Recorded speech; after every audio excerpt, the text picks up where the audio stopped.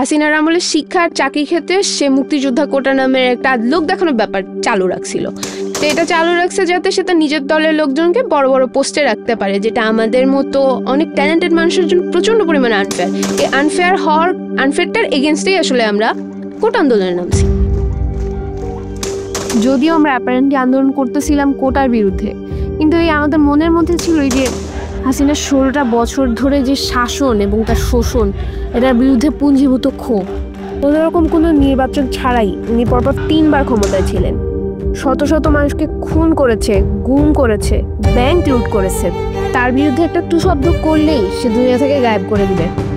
আর এই ক্ষোভটা তো আমাদের মনের মধ্যে সবসময় ছিল। এই ক্ষোভটাকে সাথে নিয়েই আমরা কোটা আন্দোলনের নামছিলাম।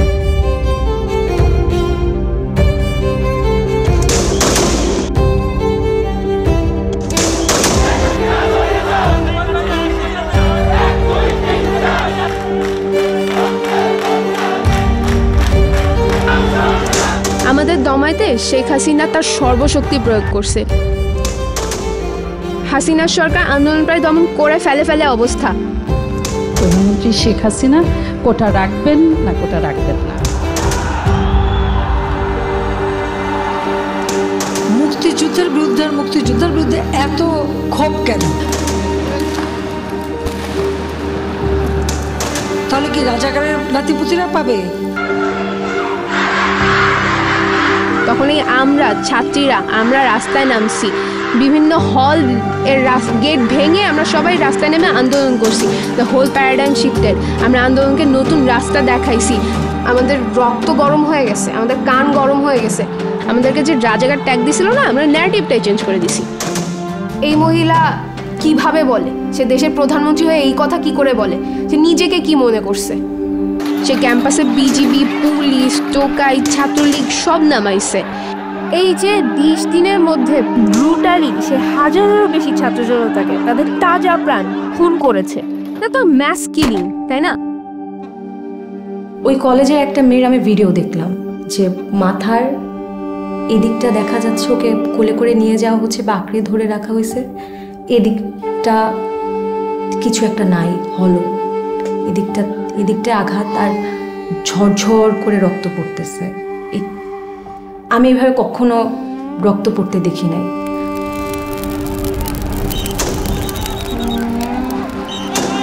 এই যে ছোট ছোট বাচ্চাদের হত্যা করছে, হাজারো মায়ের বুক খালি করছে, এর দায় কে নিবে?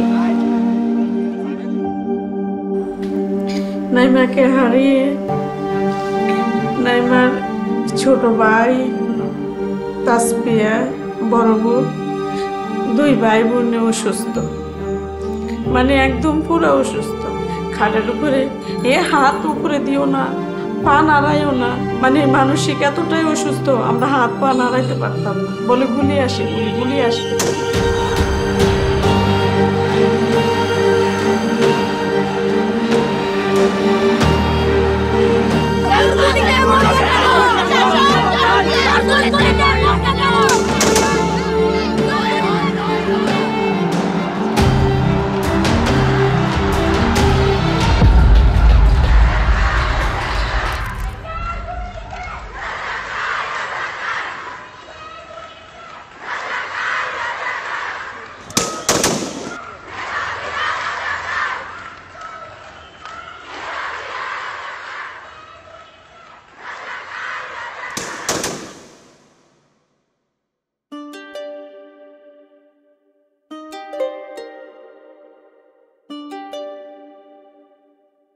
নাইমা ছিল অত্যন্ত মেধাবী।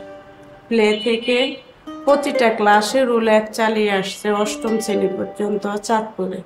তো ওর বাবার ইচ্ছা, মেয়েরা যেহেতু পড়ালেখা করতে চায়, সম্পত্তি জোড়ায় কি লাভ হবে, আজ আছে কাল নাই। আসল সম্পদ হচ্ছে আমার ছেলে মেয়ে যদি মানুষের মতো মানুষ হয়, এটাই আমাদের সম্পদ। নাইমা কি অনেক সাজুগুজু করত? হ্যাঁ, ও সবসময় মেহেদি দিত, অনেক সাজুগুজু করত। আর একটা ভিডিও আছে কোথায়, এই যে নাইমা, এই যে বাজি ঈদে আনন্দ করতেছে, বাজি ফুটে। এই জীবনের প্রথম আমরা ঈদে কোনো কিছু নেই।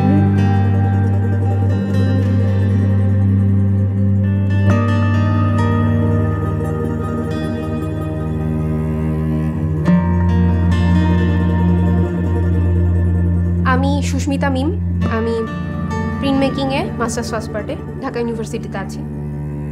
আমরা শাহবাগে যখন শান্তিপূর্ণভাবে বসছি, আমাদের দাবিটা আমরা জানাইছি, তখন পুলিশ এসে আমাদের মেরেছে, আমাদের বন্ধুদের গায়ে হাত তুলেছে, মেয়ে বন্ধুদের গায়ে হাত তুলেছে, তারা গুলি করেছে আমাদের ক্যাম্পাসে। তাদের সাহস কী করে হয়েছে?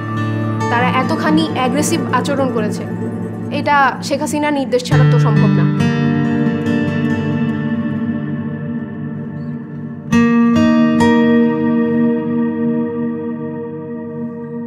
সেদিন আকাশটাও খুব মানে লাল ছিল। আপনাদের মনে পড়ে কিনা যে আমি ফেসবুকে এই যে রক্তমাখা যে ছবিগুলো, ওগুলো আর ওই আকাশটার ছবি নিয়ে আমি একটা, যেহেতু আমি ভিজুয়াল আর্টিস্ট, আমি একটা কোলাজ বানালাম। আমি বের হতে চাচ্ছিলাম বাসাতে, কিন্তু পারতেছিলাম না। রাতে যেটা হলো, দেখলাম যে জাহাঙ্গীরনগরের আমার কিছু ফ্রেন্ডরা ওরা লাইভে ছিল, তখন ওদেরকে ঘেরাও করে ফেলে টিয়ার শেল মারা হয়।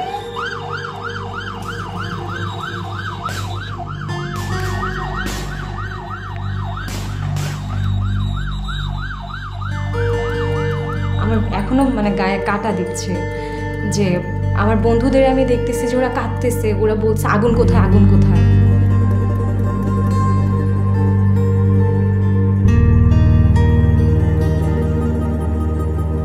ঘরে বসে এই প্রতিবাদ করে যায় চিত্রাঙ্কনের মাধ্যমে, এই যে যা তার প্রতিবাদী চিত্র হিসাবে ভাইরাল হয় এই চিত্র। তারপরে নাইমায় বন্ধুদের সাথে কথা বলতো যে আমরা কিভাবে আন্দোলনে যাওয়া যায়, বন্ধুদেরকে উৎসাহিত করতো এই ব্যাপারে, তোরা তোদের কাছ থেকে কর, আশেপাশে যারা আছে আমরা এখানে করি। ওই সময় তো উত্তরার অবস্থা জানেন কি অবস্থা।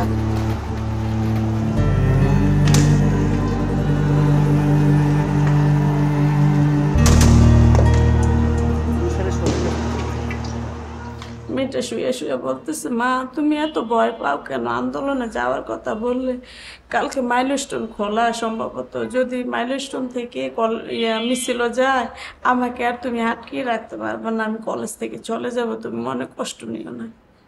আর আমি যদি শহীদ হয়ে যাই তো তুমি আলহামদুলিল্লাহ বলবা।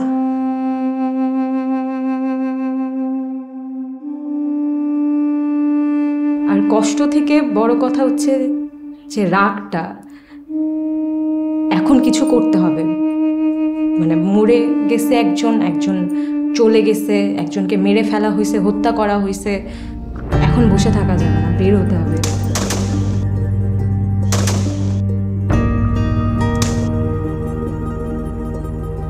আমি পাঠশালায় পড়ি, পাঠশালা ট্রিকের কিছু মানুষের সাথে, বন্ধু সহযোদ্ধাদের সাথে রাজু ভাস্কর্যে যাই। রাজু ভাস্কর্যে গিয়ে দেখলাম যে আওয়ামী লীগের মানুষজন জড়ো হচ্ছে, জগন্নাথ আওয়ামী লীগ, ঢাকার বাহির থেকে আরও আওয়ামী লীগ, বিভিন্ন ইউনিভার্সিটির আওয়ামী লীগ, ছাত্রলীগের ছেলেপেলেরা আসতেছে। ওদের হাতে একটা রডের মতো, ওইটা নিয়ে ওরা খুব প্রাউডলি হেলমেট পরে রাজু ভাস্কর্যের সামনে দাঁড়িয়ে সেলফি তুলতেছে।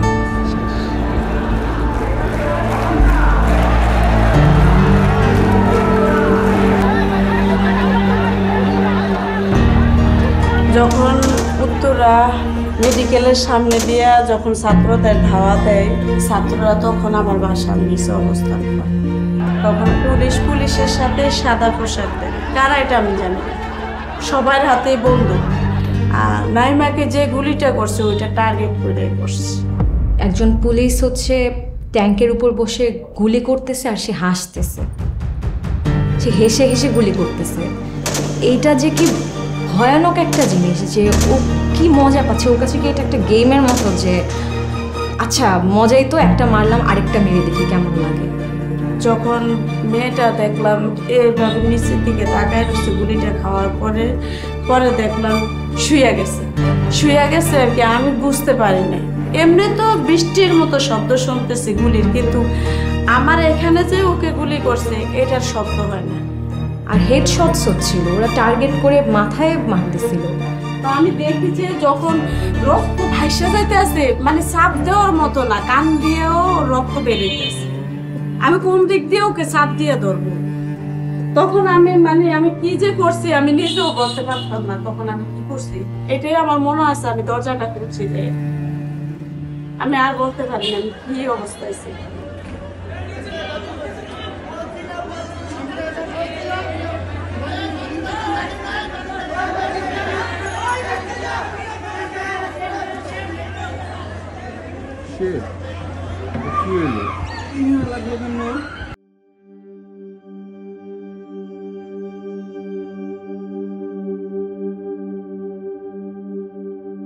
নিজ বাসার বারান্দায় যদি গুলি খেতে হয় তাহলে আমাদের দেশের নিরাপত্তা কোথায় শিশুদের?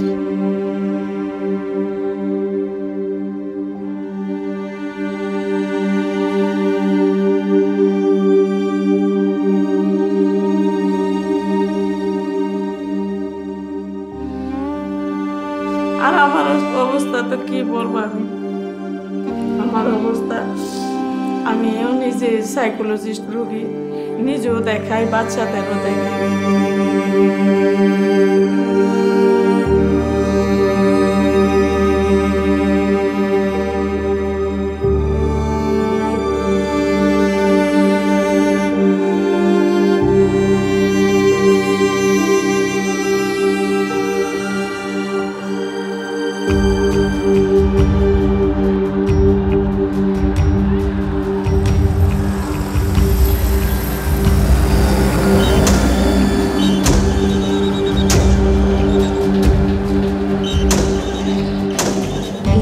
যখন আমরা আবার ফেরত পেলাম অল্প কিছু সময়ের জন্য, তখন আমরা সবাই বলতেছিলাম এখন সবাই দেখে ফেলছে, কেউ বাসায় থাকবে না, কেউ বাসায় থাকবে না, এখন কোনো ন্যারেটিভই বানাতে পারবে না। যত মিথ্যা কথাই বলুক যে ডেটা সেন্টার পুড়ে গেছে, মেট্রো এই হয়েছে সেই হয়েছে, হ্যান হয়েছে ত্যান হয়েছে, এত নাটক কেউ বিশ্বাস করবে না, সবাই দেখে ফেলতেছে প্রুফ।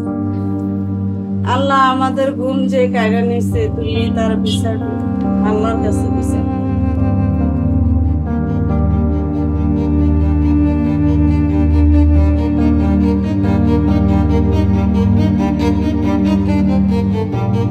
আমরা মেয়েরা করলাম, আমরা ছেলেগুলোকে ভেতরে রাখলাম, আমরা সামনে আগায় আসছি এই কারণে যাতে ওরা অন্তত মনে করে সামনে মেয়েরা আছে, মেয়েদের দেখে অন্তত ওরা গায়ে হাত তুলতে বা গুলি করার ব্যাপারে বা যেটাই বলেন ভায়োলেন্ট হয়ে যাওয়ার ব্যাপারটাই তারা যেন একটু অন্তত দুইবার চিন্তা করতে পারে। তো আমরা এই স্ট্র্যাটেজিটুকু ফলো করছিলাম যাতে ওরা অন্তত, আমি যেন আমার ছেলে বন্ধুগুলোকে সেভ করতে পারি।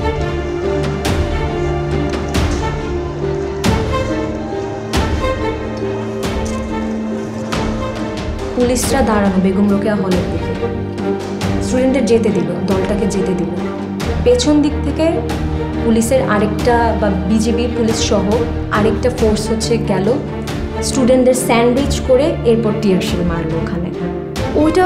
ওইটা আমার জন্য খুবই, আমার বুকে লাগছে জিনিসটা। তখন আমাদের দুজন নারী মানবাধিকার কর্মী আর আমাদের ফটোগ্রাফার একজন আপা, ওনারা তখন পুলিশদের বললেন যে আপনারা কতটা নির্লজ্জ হতে পারেন, যেমন নিরস্ত্র বাচ্চাদের গায়ে আপনারা হাত তুলতে পারতেন, পুলিশদেরকে বলতেছিল। এরপর পুলিশটা যেটা করলো, হাসা শুরু করলো, হা এভাবে বলে।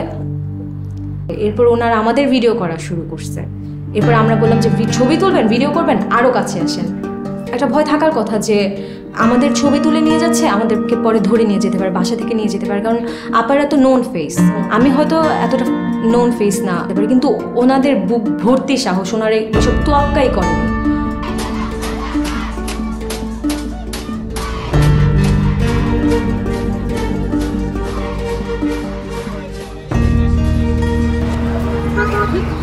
এই জায়গাটাতে হচ্ছে টিয়ারশেল মারা হয় বা সাউন্ড গ্রেনেড ছিল, ওই পাশটাতে র্যাব ভর্তি, এদিকে পুলিশ।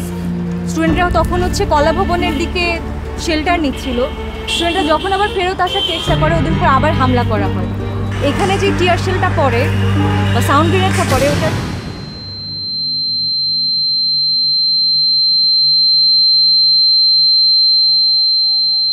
তখন আমার কান বন্ধ হয়ে যায় আর মানুষজন সাথে সাথে ছোটাছুটি শুরু করে। তখন আমি গিয়ে এই স্তম্ভের এখানটাতে আমি একটু শেল্টার নেওয়ার চেষ্টা করি, এখানে আমি কিছুক্ষণ দাঁড়াই। দাঁড়িয়ে আশেপাশে একটু স্ক্যান করি যে আমার পরিচিত কি কেউ আছে কি না।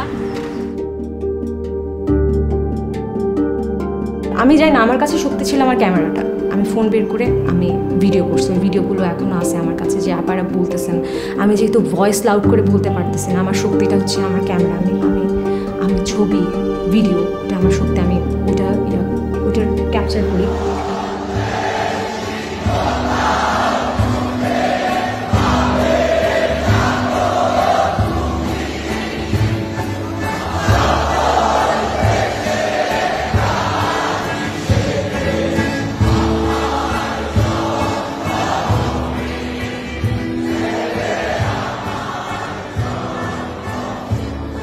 আপনাদের মনে আছে কিনা জানি না, উত্তরা বিএনএস সেন্টারে একটা মেয়ের ছবি এত ভাইরাল হয়েছিল, ওই যে বৃষ্টির মধ্যে হাত উঁচায়ে আন্দোলন করতেছে। এটা আমাকে প্রচণ্ড ইন্সপায়ার করছিল। আমার ধারণাটা সব মেয়েদেরকেই আসলে ইন্সপায়ার করছে। আমার মনে হয়েছিল ও পারলে আমি কেন পারবো না।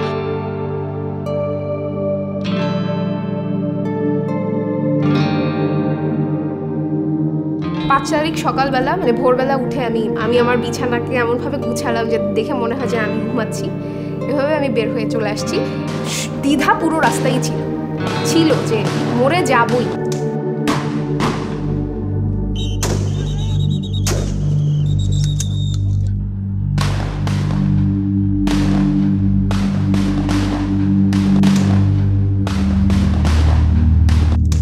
আবার একই সাথে এটাও ভেবে খুব ভাল লাগতেছিল, একটা ট্যাঙ্ক দেখতেছি কন্টিনিউয়াসলি, যেখানে সেখানে আর্মি দাঁড়াচ্ছে, সব ভেহিকেলগুলোকে আটকাচ্ছে ওরা।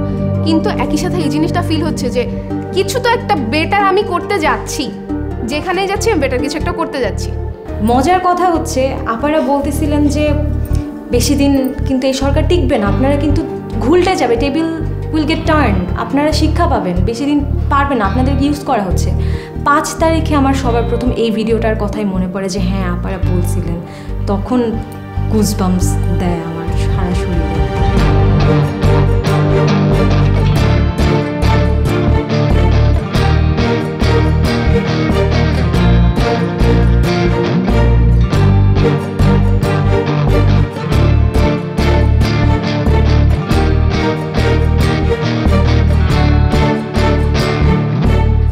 এরপর তো অনেক অরাজকতা হলো, ডাকাতি হচ্ছিল অনেক।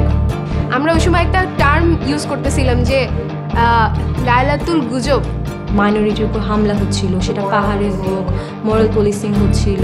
কেউ বলছে যে ইন্ডিয়া আমাদের কাছ থেকে দেশ নিয়ে যাচ্ছে, সাভারে সব অস্ত্র নিয়ে ইন্ডিয়ান সৈন্যরা নাকি আসছে, তারা নাকি হিন্দিতে কথা বলছে। অনেক অরাজকতা হচ্ছিল, কিন্তু ওইটা স্বাভাবিকই ছিল, কারণ এগুলো তো অনেক দিনের পুষে রাখা একটা গ্রাজ, সবার সব কিছু তখন বেরিয়ে আসছিল, যার যত রকমের রাগ ছিল সব বেরিয়ে আসছিল। দ্বিধাদ্বন্দ্ব বলতে আমরা মজা পাচ্ছি, অবাক হচ্ছি, একই সাথে মানে অনেকগুলো অনুভূতি আসলে কাজ করতেছে যে দেশে হচ্ছে এটা কি।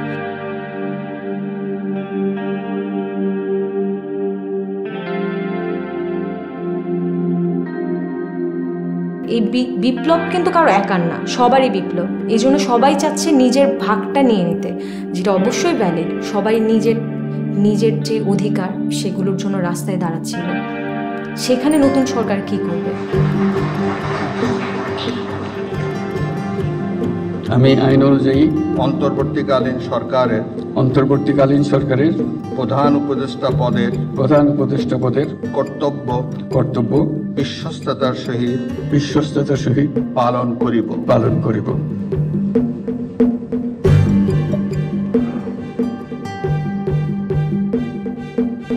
5 আগস্টের পরে একটা জিনিস খেয়াল করলাম, আমরা মেয়েরা আরো বেশি পলিটিক্যালি ইন্টেলিজেন্ট হয়ে গেছি। আমরা আরো জানার চেষ্টা করছি, পড়ার চেষ্টা করছি, তর্ক করতেছি, প্রশ্ন করতেছি। যেহেতু আমরা নিজেদের নিয়ে সচেতন হয়ে গেছি, আমাদের আর থামায় রাখার কিছু নাই। আমি যেখানে আপনাকে বললাম যে আমি অনেক রেগে গেলেও ভয়েস লাউড করতে পারতাম না, সেখানে আমি ভয়েস লাউড করা শিখে গেছি। পাখি যখন একবার খাঁচা ভেঙে উড়ে যাওয়ার কৌশলটা শিখে যায়, তখন তাকে আর খাঁচায় বন্দি করা যায় না। এই যে জুলাই আন্দোলন, এই যে নতুন স্বাধীনতা আমরা আমাদের ছোট ছোট ভাই বোনের রক্তের বিনিময়ে পাইছি, এটা আমরা কোনোভাবেই বেহাত হতে দিব না।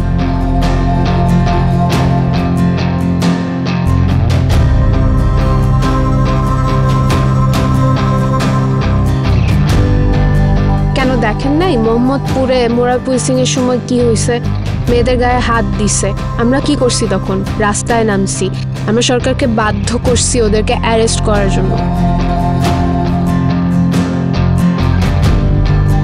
এই সরকার হোক বা নতুন যে কোনো সরকারই আসলে তারা যদি শুধু নিজেদের কথা ভাবে, নিজেদের পকেট ভারী করার কথা ভাবে, জনগণের কথা না চিন্তা করে, তখন আমরা রাস্তায় নামবো, আমরা আন্দোলন করবো আবারও। আল্লাহ, এখন আমি বিচার চাই, আমি সঠিক বিচার চাই সরকারের কাছে।